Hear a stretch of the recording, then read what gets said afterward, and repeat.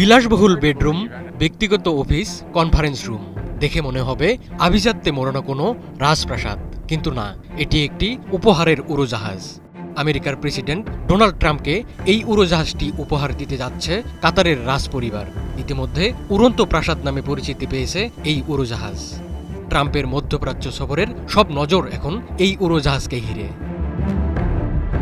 Boeing 747-8 মডেলের এই উড়োজাহাজটির দাম বাংলাদেশি টাকায় 4,880 কোটি টাকা।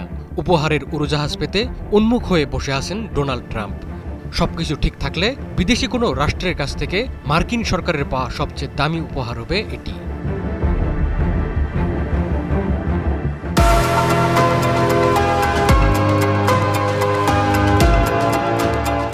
উড়োজাহাজটিতে রয়েছে মাস্টার বেডরুম, অতিথি কক্ষ, শাওয়ার সহ 2টি সম্পূর্ণ বাথরুম, 9টি ছোট টয়লেট, 5টি ছোট রান্নাঘর এবং একটি ব্যক্তিগত অফিস।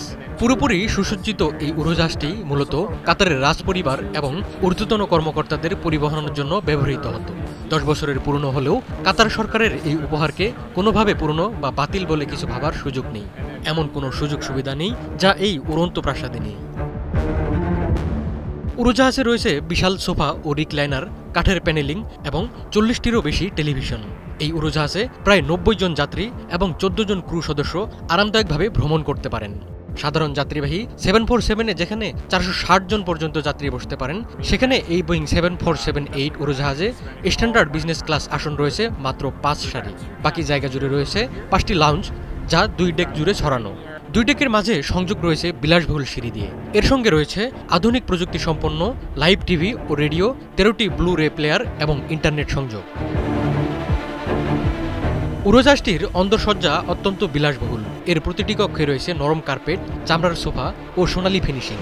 কনফারেন্স রুমে রয়েছে আরামদায়ক ট্যান ও ক্রিম রঙের চেয়ার, যেগুলো স্বয়ংক্রিয়ভাবে সামঞ্জস্য করা যায়। বিমানের করিডোর জুড়ে রয়েছে প্রতিফলিত সোনালী রঙের দেয়াল, যা অনেকটা নিউ ইয়র্কের ট্রাম্প টাওয়ারের সজ্জার সঙ্গে সাদৃশ্যপূর্ণ।